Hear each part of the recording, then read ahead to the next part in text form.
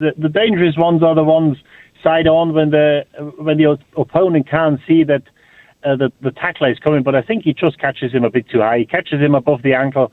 And I think Robertson, in a way, is a touch fortunate because he just gets his... Jamie was talking about the planting force. He just gets his right leg off the ground, and it could have been serious hadn't he done that. So, he catches him above the ankle. I think he should have gone.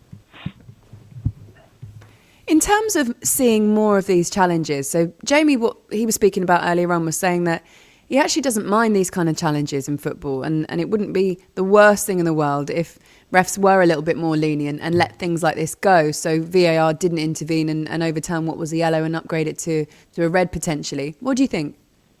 Well, I think the video assistant, he's got a deemer challenge whether it endangers the health and the safety of the guy who got tackled.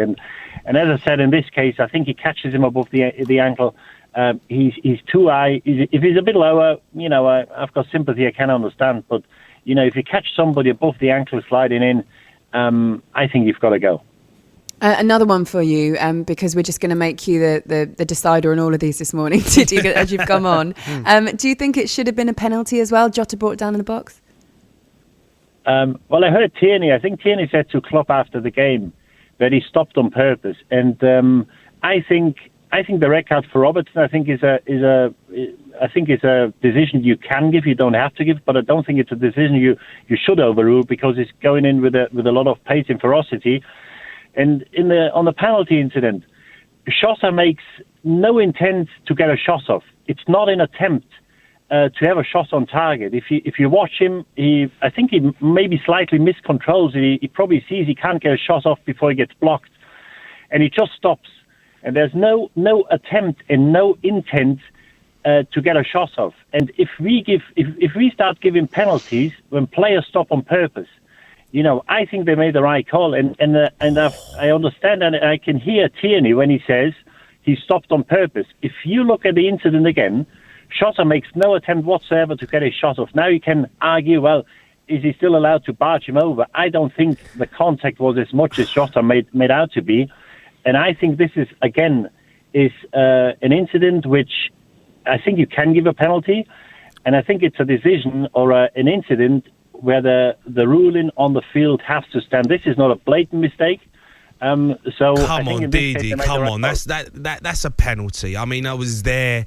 You can see it in real time, and everyone in the ground held their breath, expecting the referee to make the decision on a penalty. I can't believe the ref hasn't given it. You talk about he hasn't tried to get a shot off, but he's still trying to get his feet sorted. He hasn't got a lot of space. He's in a tight situation.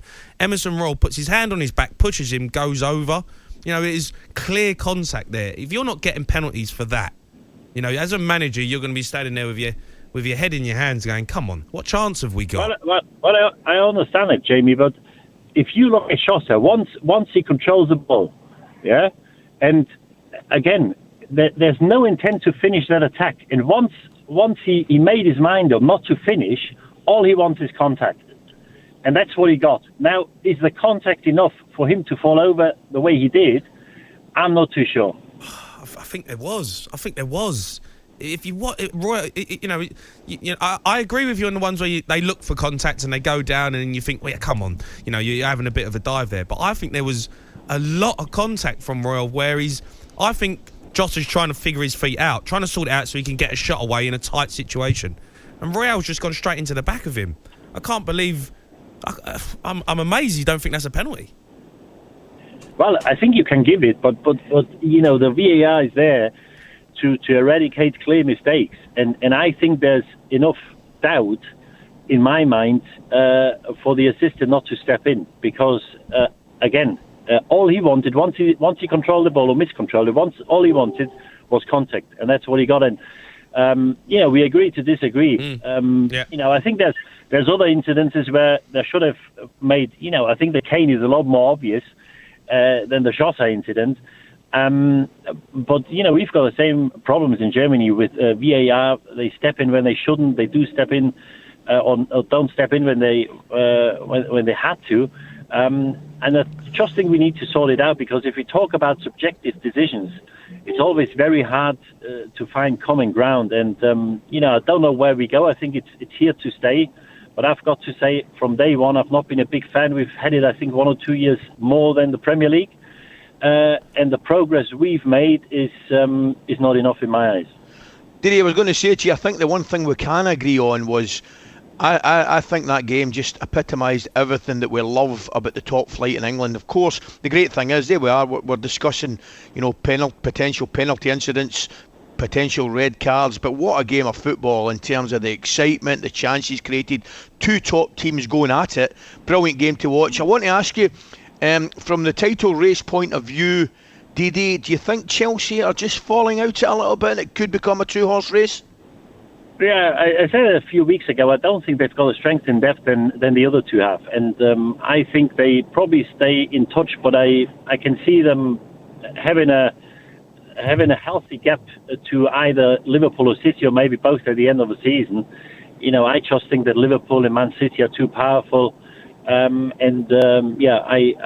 expect one of them to win it.